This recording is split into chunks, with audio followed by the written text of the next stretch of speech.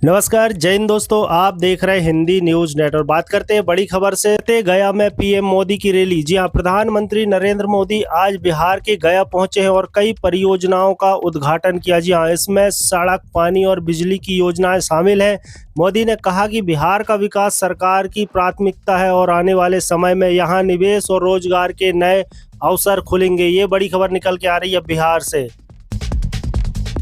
चलिए बात करते हैं कोलकाता में आज 3 नई मेट्रो सेवाओं की शुरुआत हुई है। इन रूट्स के शुरू होने से लाखों लोगों का रोजाना सफर आसान और तेज होगा। जी हां, ये मेट्रो पर्यावरण के लिए भी बेहतर मानी जा रही है क्योंकि इससे गाड़ियों का ट्रैफिक और प्रदूषण कम होगा। बड़ी खबर, कांग्रेस नेता राहुल गांधी की यात्रा आज भागलपुर पहुंची। उन्होंने कहा कि हर भारतीय नागरिक को सुरक्षित और स्वतंत्र रूप से वोट डालने का अधिकार मिलना चाहिए। उन्होंने युवाओं से लोकतंत्र को बचाने और मजबूत करने के लिए राजनीति में सक्रिय भागीदारी की अपील की है। ये बड़ी खबर निकल के आ रही है। चलिए इसरो की तरफ से बड़ी अपडेट निकल के आ रही है। इसरो ने घोषणा की है दिसंबर 2025 में भारत का पहला मानव रहित गगनयान मिशन लॉन्च होगा। जी हां, इस मिशन में एक रोबोट भेजा जाएगा जो इंसानी मशीन से पहले सिस्टम से टेस्टिंग करेगा। यह भारत के लिए अंतरिक्ष यात्रा का नया अध्याय होगा। ये बड़ी खबर निकल के आ रही है इसरो की तरफ से। बात करते हैं भारत फ्रांस मुलाकात। जी हां, प्रधानमंत्री मोदी और फ्रांस के राष्ट्रपति की आज मुलाकात हुई। दोनों नेताओं ने रक्षा सौदे, व्यापार और इंडो पैसिफिक क्षेत्र की सुरक्षा पर चर्चा की है। जी हां, बड़ी खबर, यह मुलाकात भारत फ्रांस की दोस्ती को और मजबूत करने वाली मानी जा रही है। बात करते हैं बड़ी खबर, अमित शाह और राजनाथ सिंह को नई जिम्मेदारी। जी हां, भाजपा नेतृत्व ने गृह मंत्री अमित शाह और रक्षा मंत्री राजनाथ सिंह को नई राष्ट्रीय जिम्मेदारियां सौंपी है। जी हां, इसे आगामी चुनाव की रणनीति और पार्टी के संगठन विस्तार से जोड़कर देखा जा रहा है। ये बड़ी खबर निकल के आ रही। बात करते हैं रेलवे का बड़ा बदलाव। जी हां, रेलवे ने यात्रियों को राहत दी है। अब ट्रेन में ज़्यादा सामान ले जाने पर पहले की तरह भारी जुर्माना नहीं लगेगा। हालांकि सुरक्षा नियम और प्रतिबंधित सामान पर सख्ती जारी रहेगी। ये बड़ा बदलाव हो रहा है रेलवे की तरफ से। बात करते हैं मुक्केबाजी संघ अध्यक्ष फिर बने अजय सिंह। जी हां, भारतीय मुक्केबाजी संघ के चुनाव में अजय सिंह तीसरी बार अध्यक्ष चुने गए हैं। उनकी जीत से बॉक्सिंग खिलाड़ियों ने उम्मीद जताई कि देश में खेल को और मजबूती मिलेगी। बड़ी खबर निकल के आ रही, सांसदों की सैलरी पर विवाद। जी हां, संसद में आज बड़ी बहस हुई। मांग उठी कि जो सांसद सत्र में उपस्थित नहीं रहते उन्हें सैलरी क्यों दी जाए। जनता भी सोशल मीडिया पर इस मुद्दे को लेकर नाराजगी जता रही है। बात करते हैं प्रियंका गांधी जेपी नड्डा से मुलाकात। जी हां, राजनीति में हलचल बढ़ाने वाली मुलाकात हुई है। कांग्रेस नेता प्रियंका गांधी और भाजपा अध्यक्ष जेपी नड्डा के बीच मुलाकात हुई। हालांकि दोनों दलों ने अभी इसे सिर्फ औपचारिक बताया है, लेकिन चर्चाएं तेज हैं। बात करते हैं वाराणसी में ट्रैफिक और पर्यटन को ध्यान में रखते हुए केंद्र ने मेट्रो और रोपवे प्रोजेक्ट को मंजूरी दी है। जी हां, यह योजना शहर के विकास के साथ साथ पर्यटन को भी नई ऊंचाइयां देगी।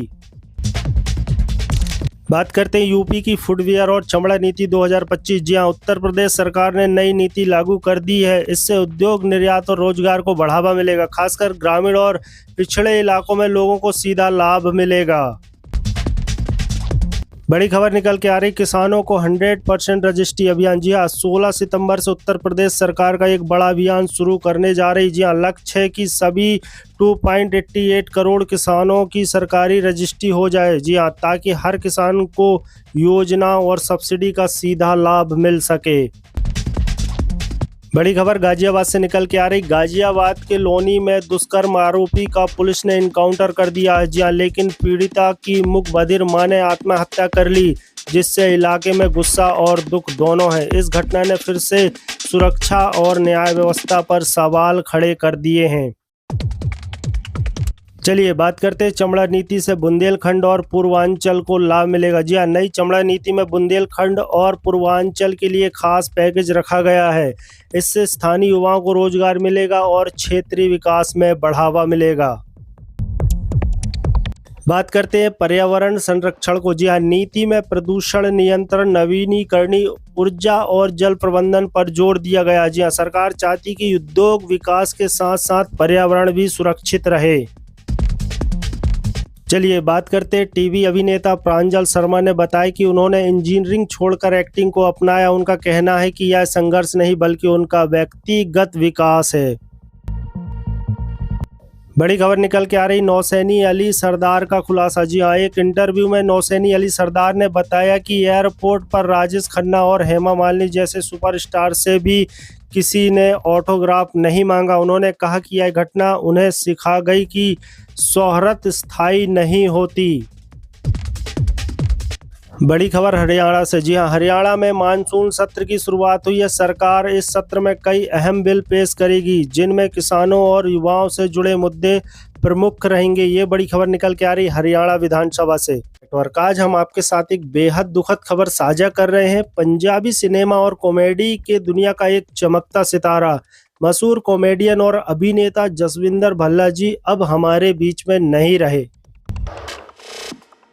जी हाँ दोस्तों, 22 अगस्त 2025 की सुबह जसविंदर भल्ला जी का निधन हो गया। बताया जा रहा है कि उन्हें ब्रेन स्ट्रोक आया था और वो मोहाली के फोर्टिस अस्पताल में भर्ती थे। इलाज के दौरान उनकी तबीयत बिगड़ गई और लगभग सुबह 4 बजे उन्हें अंतिम सांस ली। जी हाँ, उनकी उम्र 65 साल थी। बता दें आपको, इस दुखद खबर से पूरे पंजाबी सिनेमा में शोक की लहर दौड़ गई है। पंजाब के मुख्यमंत्री भगवंत मान ने ट्वीट करके कहा, चाचा चतरा हमेशा दिलों में रहेंगे। जी हाँ, वहीं गिप्पी ग्रेवाल और कई कलाकारों ने सोशल मीडिया पर उन्हें श्रद्धांजलि दी और कहा कि वो हमारे पिता समान थे। बता दें आपको, उनका अंतिम संस्कार 23 अगस्त को मोहाली के बालोंगी शमशान घाट में किया जाएगा। जी हाँ, हजारों फैंस, परिवार और फिल्म इंडस्ट्री से जुड़े लोग उन्हें अंतिम विदाई देने पहुंचेंगे। दोस्तों बता दें आपको उनका एजुकेशन और करियर। जी हाँ, बहुत कम लोग जानते हैं कि जसविंदर भल्ला जी सिर्फ कॉमेडियन ही नहीं बल्कि एक विद्वान प्रोफेसर भी थे। उन्होंने पंजाब एग्रीकल्चर्स यूनिवर्सिटी लुधियाना से पीएचडी किया था और कृषि विज्ञान विभाग में प्रोफेसर रहे। उनका कॉमिक करियर 1988 में छन काटा सीरीज में शुरू हुआ जिसने उन्हें घर घर तक मशहूर कर दिया। बता दें आपका पॉपुलर फिल्म और कैरेक्टर्स के बारे में। जी हाँ, भल्ला जी ने पंजाबी फिल्मों में अनगिनत यादगार भूमिकाएं निभाई है। उनकी सबसे चर्चित भूमिका रही एडवोकेट डिल्लो कैरी ऑन जट्टा फिल्म में। इसके अलावा जाट एंड जूलियट, सरदार जी, माहौल ठीक है, मिस्टर एंड मिसेस 420 जैसी फिल्मों में उनका काम दर्शकों के दिलों पर अमर हो गया।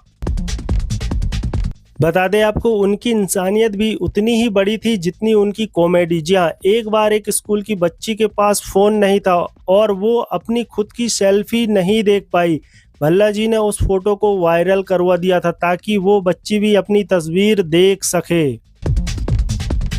दोस्तों, जसविंदर भल्ला जी का जाना पंजाबी सिनेमा और पूरे भारत के लिए एक बड़ी क्षति है। उनकी कॉमेडी, उनकी सरलता और उनका योगदान हमेशा याद किया जाएगा। आज भले ही वो हमारे बीच नहीं है, लेकिन उनकी हंसी, उनके किरदार और उनकी यादें हमेशा हमारे दिलों में जिंदा रहेगी।